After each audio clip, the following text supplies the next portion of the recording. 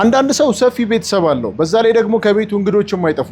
ታዲያ እንደዚህ አይነት ሰዎችን ትንንሽ ቤቶች ውስጥ ኑሩ ብትሏቸው እየተጨናነቁ ነው የሚኖሩት። ነገር ግን ዛሬ ይዤላቸው የመጣሁት 326 ካሬ ግቢ ስፋቱ ልነግራችሁ አልችልም። በዛ ላይ ዲጂታል ካርታ አለው። ወደ 5 መኪና ግቢው ማቆም ይችላል።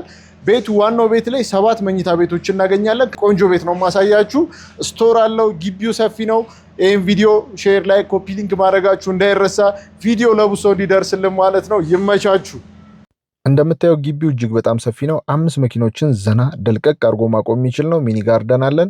G+2 ነው ይሄ ቤት። ውስጡን ፈጠን አድርጌ ያስጎበኛችኋለሁ። ለሽያጭ ነው የወጣው።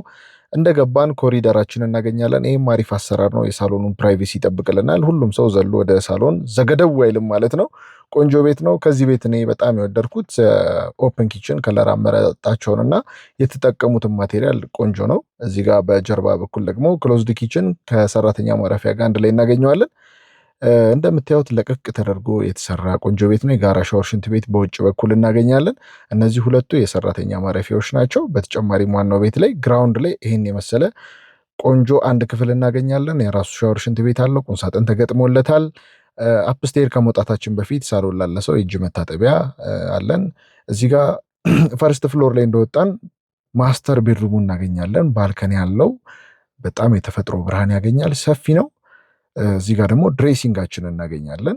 በቃ እዚህ ጋር ቆንጆ ልብሳችሁን ስቅል ለማድረግ ነው እንግዲህ ቤተሰብ፣ ምንም ማድረግ አይቻልም። እዚህ ጋር ሰፊ ባዝሩም አለን። ስትፈልጉ ጃኩዚ መግጠም ይቻላል። እንደራሳችሁ ስታይል፣ ምንም ችግር የለውም።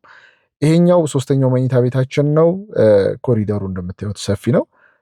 ሆቴል ስታንዳርድ የተሰራ አይነት ቤት ነው የሚመስለው። ኮሪደሩ ስፋቱ ለቀቅ ያለ ነው። እዚህ ጋር 4ኛ መኝታ ቤታችን ነው። እያንዳንዱ ክፍል እንደምታስተውሉት መብራት እንኳ ባይበራ የተፈጥሮ ብርሃን በደንብ እንዲያገኙ ተደርገው ኦፕን ዳውን፣ ኢንጂነሪንጉ በጣም ደስ ይላል። ማቴሪያሉም የተጠቀሙት በጣም ኳሊቲና ኢምፖርትድ የሆነ ማቴሪያል ነው። እዚህ ጋር ላይቲንግ ሲስተሙን፣ ሴሊንጉን፣ ከፍታውን ተመልከቱት። ይህንን ቦታ ይህንን ለባር እና ለራሳችሁ ለጂም መስሪያ ቦታም ልታደርጉት የምትችሉት ነው። ሰፊ ነው በጣም።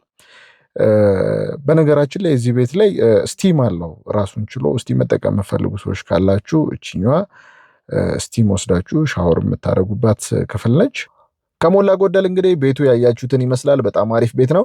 እንደዚህ አይነት ቤቶችን መግዛት እንፈልጋለን፣ መሸጥም እንፈልጋለን የምትሉ ሰዎች ካላችሁ ስልካችንን ባዮ ላይ ታገኛላችሁ። እናንተን ለማገልገል እነሆ 24 ሰዓት አለን። ምንም እንዳያሳስባችሁ። ቆንጆ ቤቶችን ለሽያጭ አዘጋጅተናል። ቡልቡላ ከች በሉ እንላለን። ስልካችንን ባዮ ላይ ታገኛላችሁ። ቆንጆ ቤት ነው። መልካም ጊዜ